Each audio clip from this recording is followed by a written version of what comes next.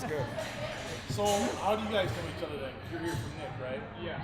So, Priebe is the one that got me into powerlifting. I was a grad assistant strength and conditioning coach for Wesleyan and Mitchell. I heard about Priebe for a while. The slow guy that squat 500 pounds. Jesus. But, You squat, yeah. What did you do? What's that? What did you say you did? Squats around 500. Okay. Squat 500 every time. Okay. Yeah, so our weight room was getting remodeled at the university, and the football team was working out at Mitchell High School, which is where Priebe had set up shop at the time. And he was in there working out, throwing weights around with the boys, and started chatting with him. Started getting to know the guy. Knew that he was a powerlifter and had an interest in it. So I started talking to him, and long story short, I eventually did a meet. He was there for my first meet. So how long have you been doing this for? How did you get started? Well, like any kid, of course, physically when you see me, I'm an imposing person, right? I mean, stature-wise, immediately you see that. So, so it came a little more natural to me. However, Lay your hair down. Exactly. When I was about 14, I figured, I do want to get some weights anyway, right? Yeah. So I genuinely, I went and bought the old school DP weight set, that wide, right? You could do dips on the one end, you had the leg extension on the other. Oh, yeah. Yeah, absolutely. And then bought an Olympic weight set with it. That was my first foray into weight training, and I put it in my basement, and I just started lifting down there. I just wanted, like everyone else, I wanted to get a little bit bigger, right? Yeah. And, obviously to augment sports at the same time, but, it's like one of those things that you kind of know right away whether the iron bug's going to bite you or not. Yeah. And we all had teammates, right? Those guys that are physically blessed that just you couldn't get them in the weight room, right? And yeah, so, right? So yeah, it was just, I don't know, it just kind of grew from there. And obviously, we started going to high school. Then they made you get into the weight room, so to speak. So, but I've been competing. My first powerlifting meet was in '96. Now So what? You had the initiative to bring those weights in your basement. Yeah. Was it watching the Rocky movies? Was it watching what brought you to get into your house? How old were you? What year was that? Well, so that would have been about '91. Okay. And honestly, I really didn't have any other inspiration. Let me back that up. We had an old. Help you out at all, or was Not it really. Nope. I had a science teacher. Yeah. Okay. Now I had a science teacher named Mr. Merkwan, and this was that old dude wandering the hallways that at 55, you knew damn well you weren't going to tie into it. Yeah. He was just put together, right? Walked into the weight room, and the first time I was in the high school weight room, the guy benched 4 wheels, right? So I'm like, Jesus, right? I'm like, hey, wait a minute, this is okay. Nobody else was in there, so I had captive audience to the guy who basically just kind of, and it's very simple in its, the training style, if you will, especially with where programming has gone today. But it was very basic templates, and has any young lifter or new lifter, anything, as long as they're lifting, they're going to make gains. They're going to make progress, right? And that was kind of it for me. And I put on, and at the same time, I had that little hormonal kick in, right around the same time I was lifting. So, my vertical went up, my 40 went down, so everything started playing into athletics. And honestly, since I started lifting, I really have never taken a full time away. You get married, you have kids, and life gets involved, right, and takes you some different directions. But I stopped competing for a little while here and there, but I never have quit going to the gym. And some of that ties into, I got some obesity in the family. I had a grandpa who was a huge guy. I mean, he was big jointed, over 6 foot, 300 pounds in his youth, and he wasn't fat. And then the older he got, obviously I saw what the weight did to him, right? And he was gone at a very early age. My grandma at a very early age. I lost some aunts and uncles at the same thing. So I just kind of didn't want to go down that road. I figured staying in the gym was going to be the easiest path to preventing that.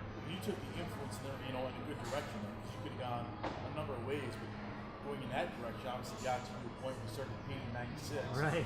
How raw were you then? How advanced were you then? Was it 5 years of straight lifting? Was it something brand new you just get into? Yeah, no, it was, honestly, I was benching one day, and Merck wanted to come by and say, hey, there's a couple of little bench press meets around the area. Okay, Let's just in South Dakota? Yeah, around the Chamberlain area. And of course, you got to remember, this would have been early '90s, so as far as finding meets and finding places to compete, I mean, unless you knew someone who's plugged in, it was harder than hell to find. Yeah, I'm sure. a Without venue. the internet, you don't know much. What's that? How'd you get 96? Well- Wait for the telegram to come across? Yeah, exactly. So literally, the Rotary wagons phone. came into town, everyone gathered because it was a big event, right? Yeah, I mean, yeah. the mail comes in twice a month. So no, it was, and honestly, after about my sophomore year of high school, we had a new football coach come in, and he was very lifter centric. Now his brother trained with Brad Gillingham. Oh, sure. And so at the time, I was in high school. He brought Brad out to do just a little bit of a lifting seminar and then a deadlift show. Yeah. Right? So at that time, of course, this was the biggest guy I'd He's a seen. world record holder at one point, wasn't he? Absolutely. Yeah. Yep. So this was a dude that, on the regular, he could put 800 on and pull it almost any time. And I saw that happen. Of course, that I will never forget. Yeah. There's a few things that I remember. I don't remember the first time I hit 225 but I remember seeing that, I right? felt when it hit the ground. I was just the whole gym shook, Yeah. And at that point, I just kind of wanted to learn more about this sport itself. And so, yeah, I hit a few meets, and honestly, in '96 was my first high school powerlifting meet. First meet I ever had was before the first state high school meet, my only one, and I bombed out. Overshot my bench. Which, had that not happened, I would almost guarantee I would have bombed out at state because I was raw, didn't know anything. I didn't really have any guidance on attempt selection. Yeah. I could hit 2 plates at 130 pounds, so let's just put that on the bar and go for it. Opener. Dunk. 3 times she stapled me, and as I walked away kicking rocks, bottom lip hanging out. You know, it's bench only? No, it was a full power. So I got my squat and I had 130 pounds on the next guy. Wow. So I'm thinking, this is going to be a Fuck it, I'm gonna do well here, right? Urge! And honestly, and to make matters worse, with my bench tossed out, I still won the meet because they didn't throw you out at the time. It wasn't non-sanctioned, just a high school type of meet, right? Yeah. But it did help me heading into the state meet because I didn't make that same mistake again, right? So, and honestly, I won state that year at 132 pounds, and Holy smokes. at that point, this is what I'm going to do. And I had an athletic scholarship with football at Dakota Wesleyan at the time. Okay. So, hey, I'm just going to continue to compete. And so in the off season, that's what I did. I hit a few meets. Yeah. So how many, from back then, was wearing shirts a big thing? Was it raw? Or what did you, how'd you compete? At the time, at the very early stages, I knew that there were some bench shirts around, Yeah. but honestly, you didn't see any. I mean, I went to the state meet, and there was. Now, I ended up getting an Ninja bench. My coach, you got to get this bench shirt. Yeah. I really didn't have any carryovers. I didn't really know how to use the shirt. And that was the biggest thing too, is you just put this on and you'll go. And that's one of the things I kind of laugh at today when. Well, if I had a shirt, I'd get in one sometime. I mean, they're not. It's a different ball game, but at the same time, it did start to come on. And why I got into gear was because I go to meets, and there was no raw division and gear division. Okay. You were lifting against guys that were in full gear and knee wraps. Well, they probably didn't know any better in South Dakota either. Exactly, and that's the case yet today, right? Yeah. So, yeah. So the shirts you guys would wear back then, were they like the equivalent of like an Under Armour Raider shirt is now, or were they actually that much more of a gift? There was I would liken it They've to advanced over the years, obviously. absolutely. Now I would liken it to the Titans singlets and the Inter singlets that are a little heavier poly. It's closer to that than where gear is now. But they were literally, you put the gear on once, get through one squat session, they were all stretched out. Oh, wow. I mean, so they were tight fitting, but you didn't get near the carryover. I think on my squat suit with wraps, I got about 15 pounds. So you weren't getting the same carryover. I still have that original Z suit actually.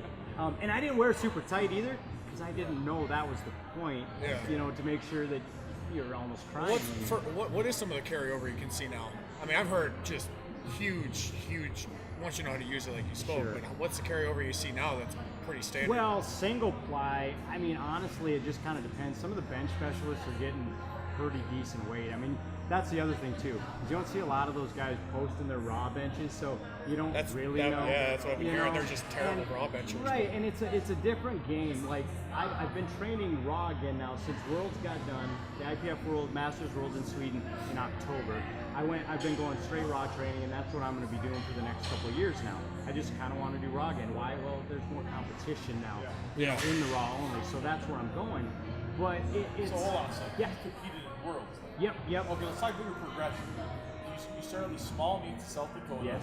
And then you accelerated into some larger ones. Obviously, how did all that come to be? Just Sure. did you have to work your way into those? Did you sign up for those? I mean, how did that all come about? Yep. All of a sudden, were you invited to Worlds? Like, Yeah, let's hear so the initial meets were the YMCA gym club style, non-sanctioned. You just kind of went and did your thing. Well, the first sanctioned meet I did was the old ADFPA, which is the American Drug-Free Powerlifting Association, which is what the USAPL now is. Okay. So I lifted in the Fed before it turned into USAPL. Literally the next year, or later that year, I think in the fall of '97, it transitioned over to USAPL.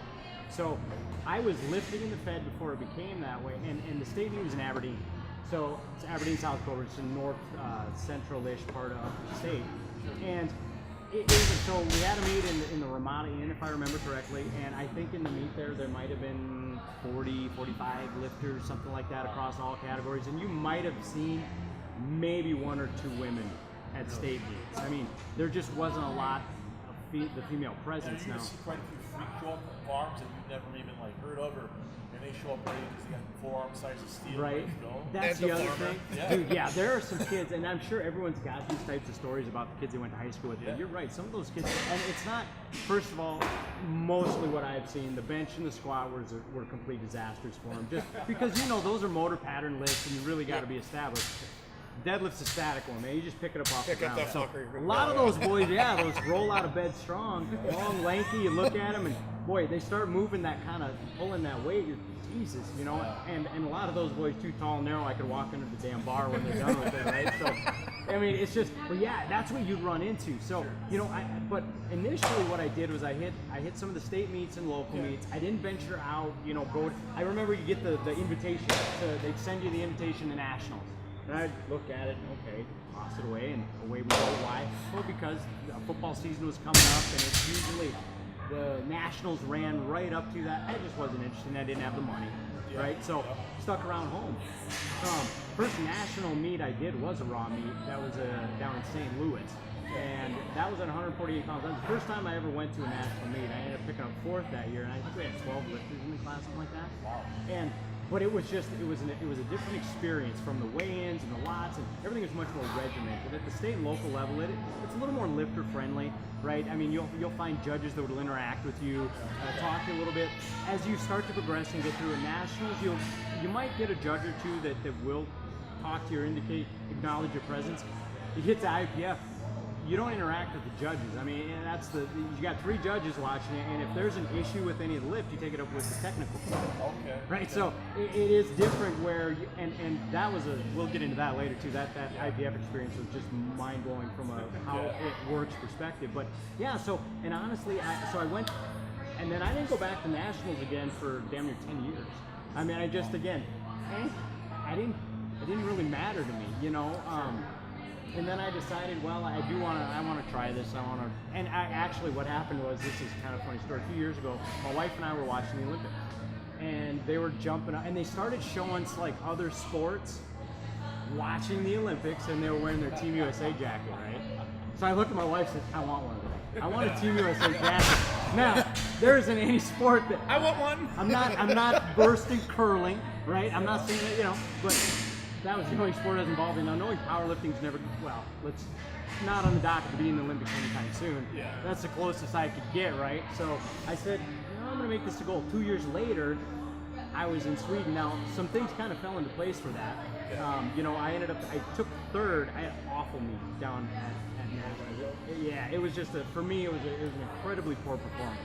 And I ended up, I had designs on winning, and it's not like I didn't have the strength to do it, but I did. I got a little overwhelmed with the atmosphere and the tempo, the pace of the meet.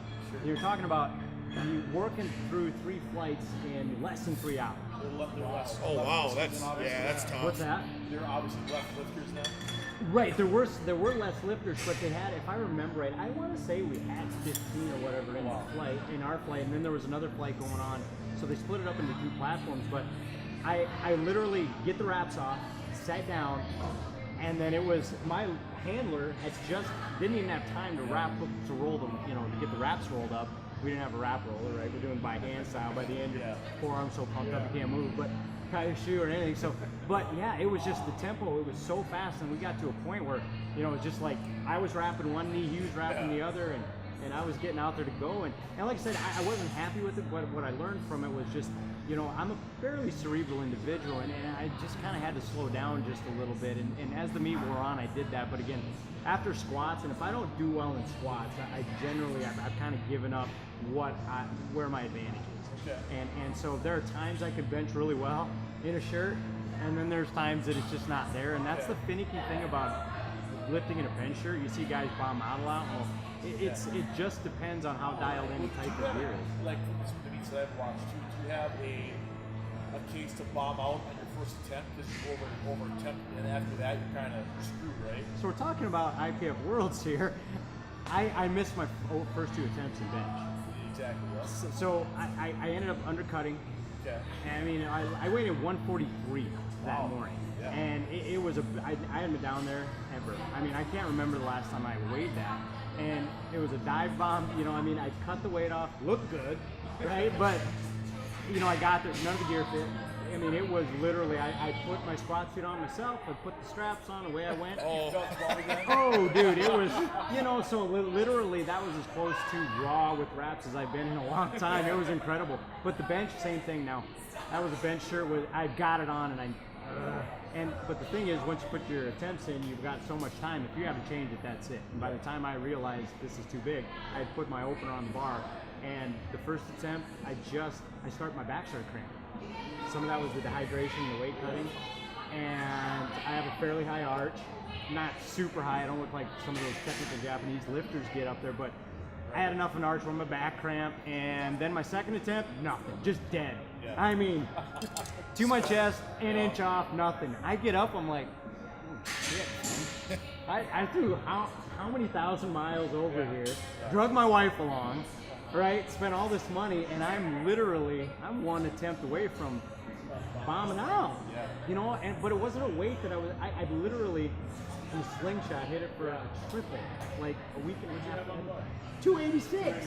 Wow. Right? So double my body weight. This isn't something that is a problem for me generally. It's awfully impressive with double your body weight. Yeah, it's still, I was just out of sorts, and literally I was sitting on the chair, and I will say that the environment's fairly supportive. Everyone there really wants you to do well, right? So except for the guys in your class. Except for the guys in your class, which generally is say, but yeah, there's some pretty awesome individuals you meet there too, right?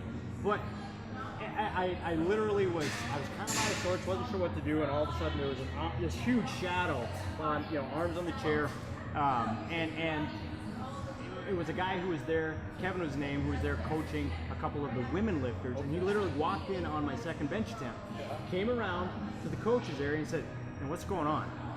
And I said, I kind of explained what I was going through, and he looked at me and he says, "All right, we got to adjust your shirt for one." So he starts torquing the elbows and pulling my shirt down and just kind of getting. He said, "It's a really big shirt you're in, right?" But he adjusts the shirt a little bit. Says, "Here's where you focus on touching. Get down as fast as you can, and just literally go." So this is one of those lifts. When I was telling you, there's a lot of milestones I don't remember. That's one I'll never forget because I got out there. I was pretty amped. Everyone's yelling. I mean, I had the people from no one wants to see a bomb out of Worlds. It doesn't matter who you are, right? No, for sure. And so you kind of had this atmosphere, right, of everyone's behind you. I go out there, I lay down, and literally, all I heard was him yelling. And I'm not one of those people that generally hears a lot. Sure. But I heard him cut straight through everything, right on the cues, elbows down, cut it, and just came off. And of course, it hit a little bit of a stall point, but I did lock it out. And as I did it, now Nick's seen me do this quite a bit. When I come up, my left generally stops just a little bit, and then I catch up with it. They were judging pretty tight. So I get up, and I'm just still on the platform waiting, and the longer I'm waiting, come on. Two whites, right?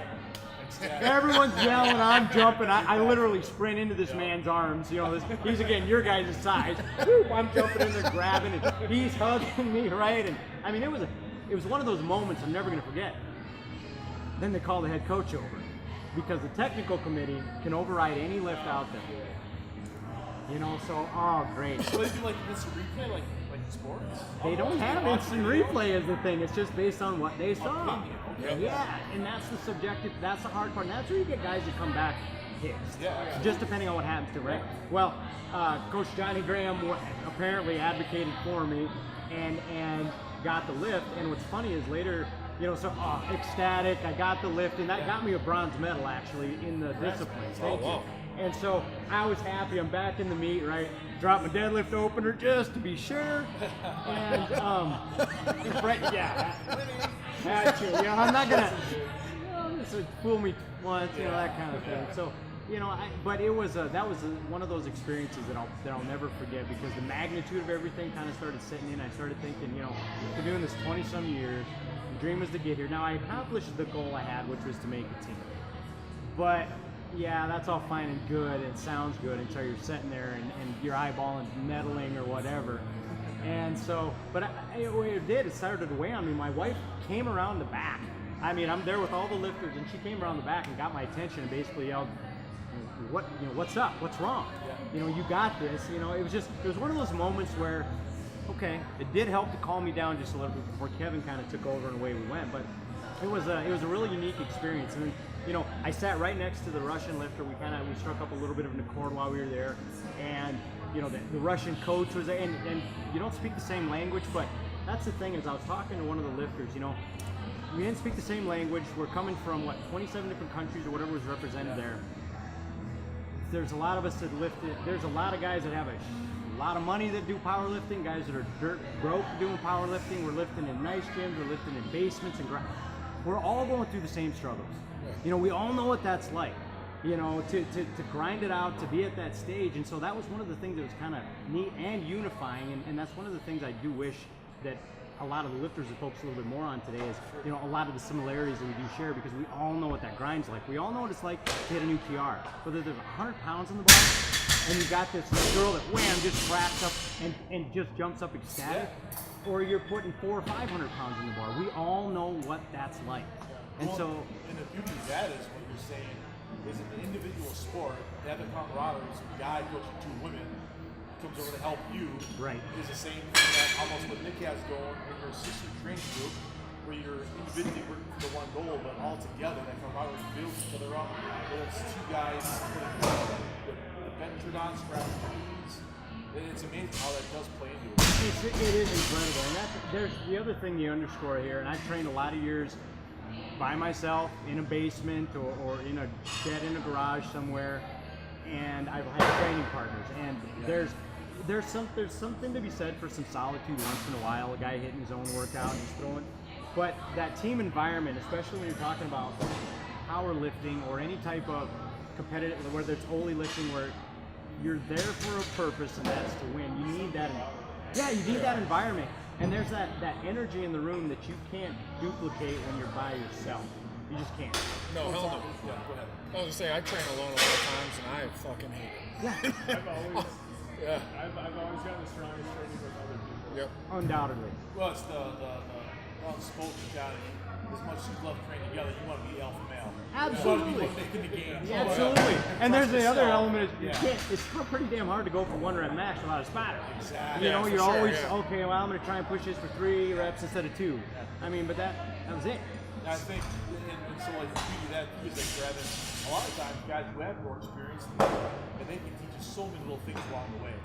Who they're just hidden gems you're not even aware of, or maybe just the way someone tells you that versus 10 other ways you interpret it and boom, you take off. There's, you know, and I've been in this game long enough now where I'm starting to kind of throw those gems out at people. You're that old guy. Yeah, and that's, you know what's funny about that is I remember distinctly, there was when USAPL first kicked out, they had a newsletter, and it was on that really thin kind of paper that was recycled, right? It's called Power Lines, and it would come out quarterly.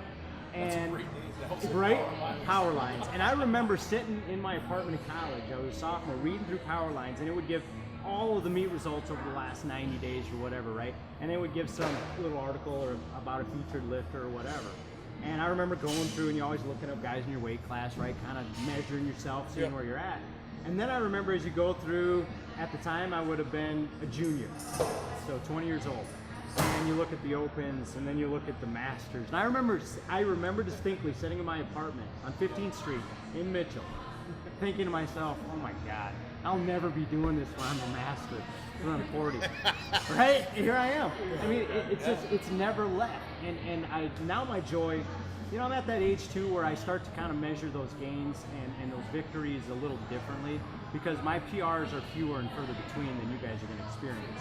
And I still grind and I still work for different things, but now it's feeding off of what other people are doing. I mean, when I'm at a meet, I come home more exhausted if I'm just coaching some guys than when I'm competing half the time. You're probably going tore up mentally and emotionally. Oh right? yeah, So we talked about that successful. before. Yeah, Priebe has tons of high school kids that he's shown the sport to. I mean, how many kids do you have at some of those meets that year?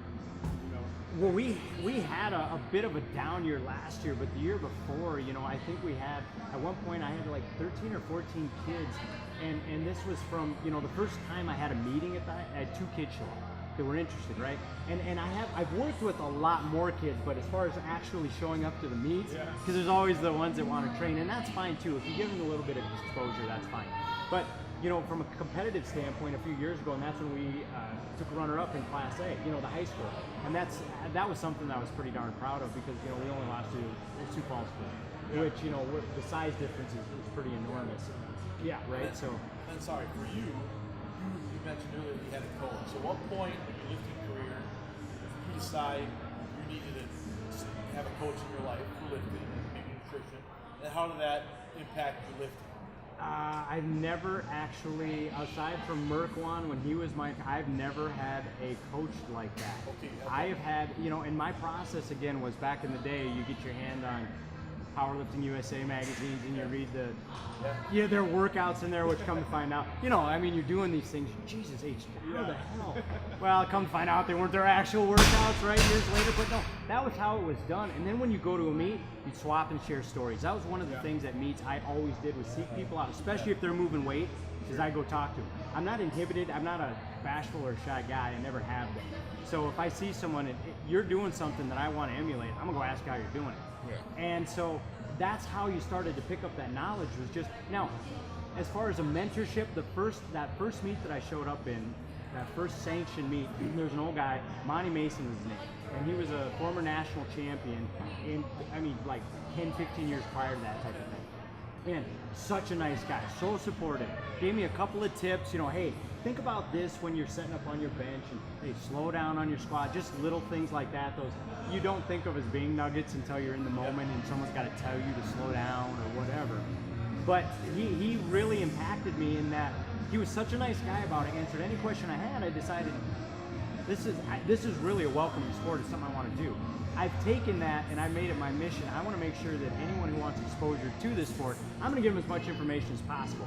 Nick, when we first met, we started talking pretty soon. I send him, we share Google Drive, we buy books and share them. It's just one of those, any information, as much knowledge as I can get. Going to this certification course tomorrow, that USAPL one, Matt Gary's teaching it, which is someone I really kind of always wanted to spend a little time bending his ear. And that's just, 20-some years in, and at the age of 40, I'm still trying to learn more about it, because, there's a lot of information out there. And especially with the internet, and that's the other thing is, you talk about how I picked up training styles back in the day. We're talking about having to swap meets at stories maybe once a year. Otherwise, you're working 3s and 5s and working up, pyramiding up to singles. And then you're starting that process over again. And I was benching 3 days a week. And, it's just Monday, Wednesday, Friday, and kind of squatting on Tuesday and pulling on, Thursday.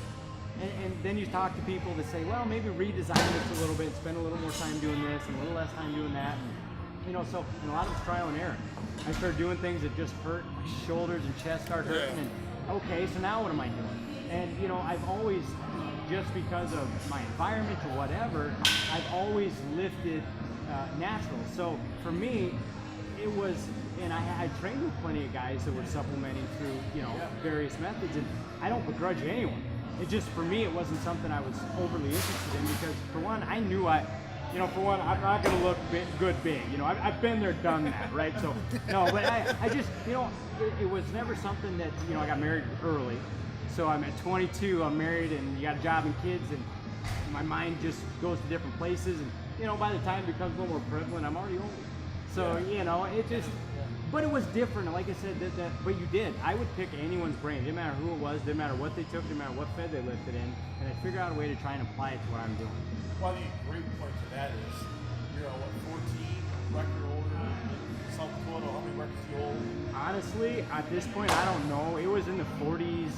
Holy I mean, 40s. well, I think I have 30-some USAPL records, and I've got some AAPF because I show up to those meets. John Lenz runs great meets in Chamberlain. So all the records you hold, all the meets you've done, but you're smart to put the ego aside and continue to drive over here tomorrow to learn from this Matt and Gary guy, right? I mean, that's the beauty of learning. Right. The ego aside is continuing to learn. Yeah. Or walk up to those big guys. I think the best coaches are the ones that want their head off. Yep. So you're willing to do it. That's the big thing. You know, and you're right, and I think that setting the egos. Here's the thing: there is literally on one handful the number of guys that consider themselves like the strongest. Everyone else is chasing them. So regardless of accolades and what you've done, the goal is just to always get stronger, right? And as you guys know, you've been in this game long enough. A lot of it's I would say more than that is the older it gets between your ears. I mean, as far as handling a meet, handling your training, being smart about things, but not letting environments overwhelm you, something that I'm still learning, right? So it's just, but that setting the ego aside, this is the one sport. Do you run into, dickheads? Sure. But that's in every walk of life. It doesn't matter where you're at. But I think the vast majority of people that do it, like I said, yes, they want to support. I want to see you hit a PR today. I mean, it doesn't matter. I mean, you might be lifting against a guy in my weight class, a guy that I train all the time, but I still want to see big weights. And I don't know, I think that's one of the things that, for me, that's what keeps me going and continuing, like I said, to try and share that stuff and pass it on. And you never know. And I try and tell some of my high school kids this, especially the elite level athletes, because we do have a couple of them over there. Carson Max and Brother Carter. Yeah, absolutely. And so I tell those guys, because I didn't realize it at the time, you know how impactful you are when you're at the top of the mountain, especially in high school? You be decent to everyone. Now, thankfully they're really good kids, but I've tried, you never know when you are going to create someone's forever moment. You never know when that one thing you say or one thing you do is going to burn in their head and they'll never forget it, good or bad. So why not be on the good side of it, right?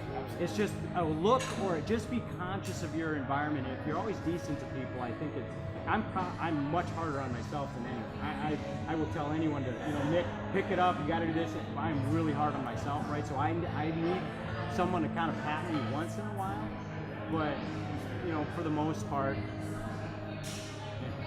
Yeah, and I think that's something our college coach, one of them, Coach Burke, what do you always say? I can't remember how he said it. What'd you do for someone today? Yeah. So like whether it's open a door or Absolutely. say hi or just be kind. And that right there is such a foundational way to live, because it seems kind of hokey. And I know there's a time in my life when, again, in one ear out the other, you hope some of that stuff sticks. But you're right, that something simple like that, and it's like you said, holding the door, letting someone merge in traffic. Yeah, I mean, getting in, it's just those little things that do kind of add up. And whether you call it karma or whatever, I do believe that you get yourself enough of that good currency. I've lived in a state before in my life where I was pissy about things, I'm mad at the world, nothing good happened to me. I mean, and that's one of those things that attitude drives a lot of things. Yeah, and I know it's a little bit overlorn, but in this sport in particular too many injuries. When you're dealing with that kind of weight, shit happens fast. And I could be done lifting tomorrow. I could get under the bar, something happened, and I'm done. So, I try not to take things for granted. I try to, and Nick knows this too, when I hit PRs or big weights, I'm an excitable guy.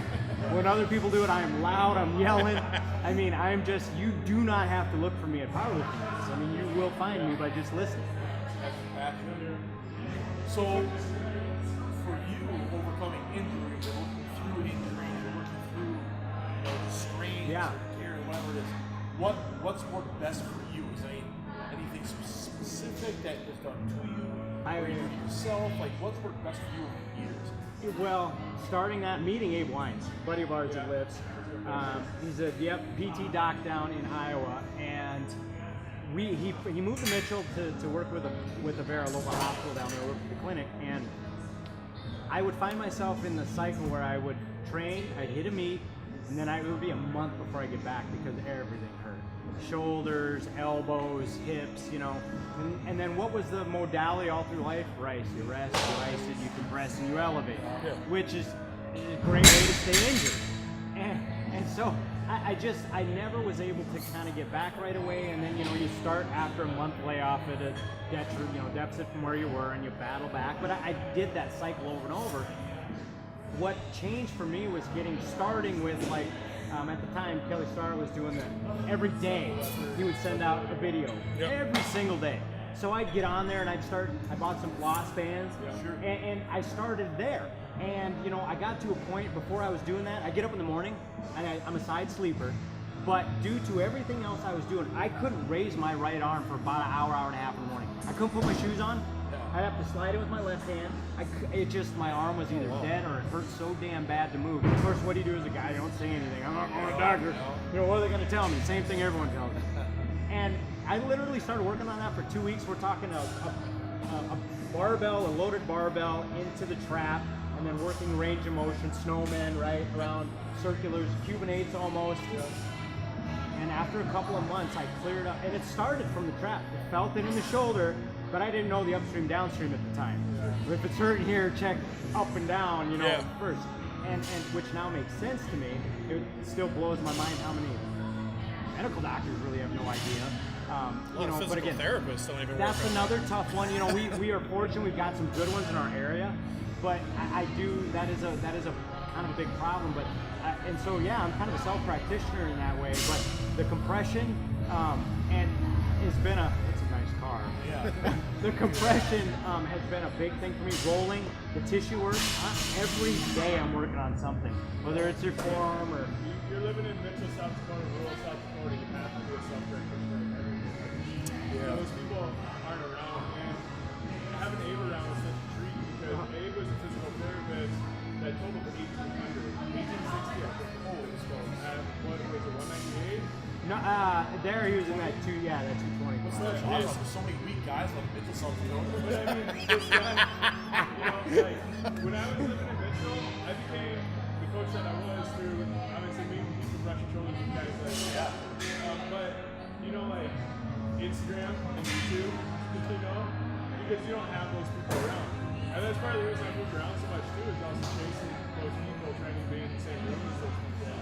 But, to his point, you have to be a self-practitioner when you're in that situation. It's probably a better virtue for the kids you work with, because you're almost saying performance, practical versus a lot of the ones that are just I think you have to fail a lot before you succeed. Bingo. Some people who don't, you don't know, before you fuck up, you ain't gonna know. Well, and there's something to be said for, this is hurting. Oh, I went through that. Does it hurt when you do this? Yeah. Okay, here's what worked for me. Let's strip that learning curve off. And I think that, one of the things that you run into, and this isn't Mitchell, this is just in general you run into with high schools, but you run into a lot of, coaches and training staffs that maybe haven't been educated on some of the new, especially small towns. So you run into coaches that have been there 35, 40 years, and this is the way they do it, and you're running out of them, right? And it's not that, is there a modicum of that is needed? Sure. There's those coaches that teach you how to fight through the pain, right? And to get through what they know you can, and then there's the ones that just really don't really know. They're mad at you and they're gonna run you. And without really having a good idea about what they're doing to their athletes. So, I think that as time goes on, as Nick mentioned, that the Instagram and YouTube and the social media in general, people being able to connect, being able to look at a successful program and go, wait a minute, that's pretty far off from what we're doing. And I think that will create some of the progress. Like I said, we are fairly fortunate in our area to live in a community of our size, but there's a lot of small towns in that rural South Dakota, and without, like I said, naming any of them, I think that's just a common thing that you run into. Oh, 100%. You see that in a lot of high schools. Even in a metro area, you still see that in high schools, which is a shame. There's a lot of reasons why a lot of the athletes and coaches suggesting this one doctor versus. Well, it becomes an old boys club pretty quick. If you're not a Phi Ed teacher, you don't know someone, you ain't getting the job. Sure. Which, it's tough. Yeah. It is. It's tough. There's not. I don't know how you fix it. Like I said, they got a strength and conditioning coach now in Mitchell High School. Which is the first ever that they had their type of thing. So we're getting absolutely. So you know, and it's been fun. You know, like I said, when I went there was 2 kids coming in, and you know, and growing it where it is now, and this isn't attributed to Mitchell powerlifting, but you know, when they got the strength and conditioning coach, there's 200 kids, you know, taking place in the summer program, which for that size of school is pretty incredible. Which for me just means there's more athletes that potentially could experience. Yeah, they might decide they enjoy lifting. Now, how can I compete in doing this?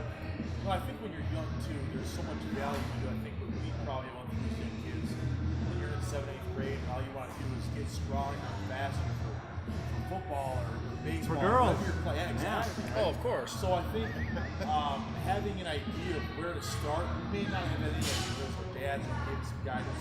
Sure. I guess today it's CNT versus just giving up and playing Fortnite all the time. Like, there's got to be somewhere to start. So for you, what advice would you give any young kid right now that's listening that may want to they have no idea what they're doing or where to go? They see all these people hit PRs on Instagram, they never fail, they never have a set program. What advice would you give to a young kid that just wants to start? Just wants to start. You know, the biggest thing is, first of all, it is loud out there, you're right. And people are going to look, they're going to get on and see what other people are doing, because that's what we do as guys and competitive females. It doesn't matter.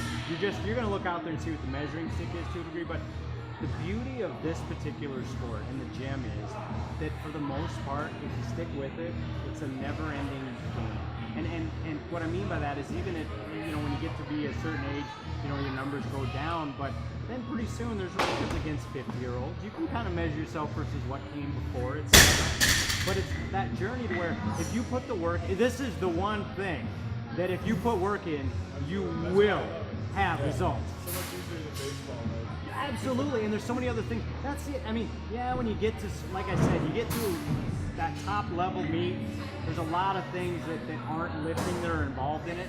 But as it's at its base core, it's just, can I lift more weight than you today?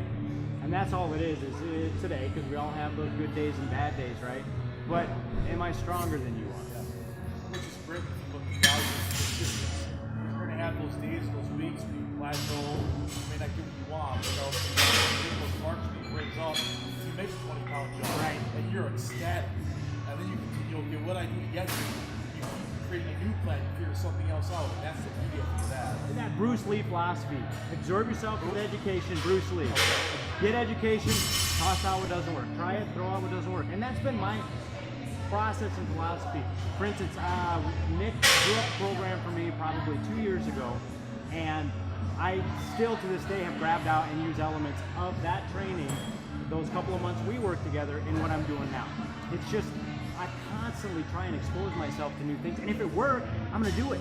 You know, and to take me back, I still throw in a lot. I do plyometrics, I had hot tops this morning after my good mornings, right? So but my first foray into that, other than just lifting vertical movements, right, in a straight line, was, you know, I had Shepard's Bigger, Faster, Stronger. That's the only thing. That's the first time I got my hand on a program. Yeah, same. I think most of us actually. Yes, right. He did a seminar in my high school with the workbook. Yeah. Well, yeah, I didn't get him there, so I couldn't pick his brain. No, but that was it. So but how simple is that, right? You're working 3x3, 5x5 pyramids, 10-8-6, and you got the pluses, and you aggregate your weight, and away you go. That's why some people ask me, like, what should I do? I'm like, you alone? Blah blah blah. Just do 5-3-1. Simple. Just fucking. It's measurable. It's simple. It's not overwhelming. Like, and if they do it right, then you've got dot drill. You've got plyometrics in there. I mean, it's throw me back. Right? Well, and that's just it. I still to this day. I mean, it was a year and a half ago. I still hit a 60-inch fucking box dot out, drill. I which, hated it. you know, it's right here on me. So yeah, you know, but I think it's important to continue to stay athletic. Now, this is coming from someone who's always kind of maintained the same body structure. You know, it's different. You're not going to see, generally speaking, you're not going to see Ray Williams jump up on a 65-inch box or aim for that, because he's just different dimensional. Not saying he couldn't. Not saying he couldn't. Well, I think you have to change over time too. Yes. As you get stronger in different ways, or or past injuries, depending on sport, you have to adapt. Yeah, absolutely. The same shit's not going to work all the time. Bingo. And that's the other thing too, is just mixing up your training enough to where, you know, and I've tried a bunch of different styles. I like the conjugated style training, where, you know, I add in the different movements over a wave, and you know, with the addition of bands and chains, I think one of the things that a lot of raw lifters get wrong is the percentages, what they've got on the bar, and how much accommodating resistance they're using. So they increase their 1 rep max to lift a little stronger on their buddies or something. Yeah. Well, That doesn't happen, does yeah, it? right. So yeah, it's just You're it's right. The kinda- bar speed's not there. They're just like, I had bands and I get stronger. Yeah, right. And that's, you know, that's again, it's, or they'll have, you know, like, I'm 500-pound squatter. They got 100 pounds in the bar and just a massive amount of bands. Now there are days for that. There are days you say, you know what I want to do? I want to see how much in bands I can get up to today. Yeah. You know, and that's one of the things I love about that. At my age, after doing so many different types of training programs and, you know, doing, I mean, you saw the last program I was on. Yeah. Certainly wasn't conjugate training, right? Right? A lot of volume. Yeah. And got done with it, loved how my motor patterns felt, but I didn't feel as strong. And for me, I think that there's a happy medium between getting enough reps in to where you have your motor pattern perfected and lifting with, that's the one thing with the type of that conjugate style training made obviously famous by, you know, most famous by Louis Simmons over there claiming, you know, that's obviously all it is, but, you know, using that style of training, for me has gotten me much strong. I mean, that's when I'm my strongest. Absolutely. Well, yeah, and I think there's a point to that. Some people get so, they're like, well, it's not conjugate unless you do that. I'm like, yeah, but take pieces of it, especially in the weightlifting world. So many people talk shit about it. Bingo. It's like, okay, let's just, maybe we put some isometrics into it. Just change something. So you're not doing more fucking snatch and more clean and jerk. It's like make it fun, make it different. Yes, and wow, bingo. a weightlifter does bench.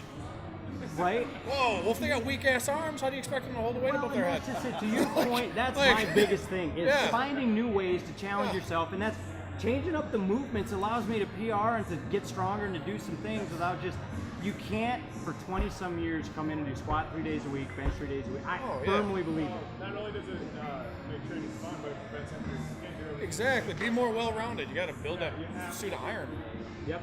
And I do think that the biggest part of training that style is I'm a big believer on doing sled drags, doing box hops, keeping my footwork going. I think you gotta keep yourself a little athletic. I want to live in the way that I can continue to move around, Yeah. play with the kids, that kind of thing. Well, that's something I'm a huge advocate for. There's not enough GPP in anything.